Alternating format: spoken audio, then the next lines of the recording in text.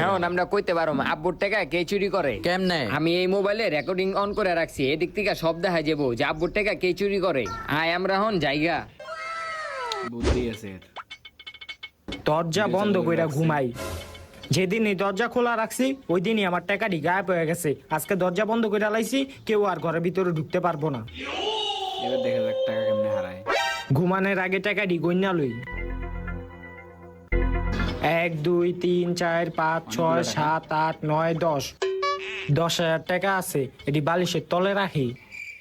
এখন ঘুমাই থাই। সকাল 8টা বাজে আছে, এখন আমার টাকাটি দেখি। হ্যাঁ হ্যাঁ, আমার টাকাটি কো? কেডা নিল আমার টাকা? দরজা কেউ খোলে নাই তো? দরজা তো ঠিকই লাগাই না আছে, তাইলে আমার টাকাটি কে নিয়ে গেল গা? মনে হয় এই ঘরে ভূত থাকে।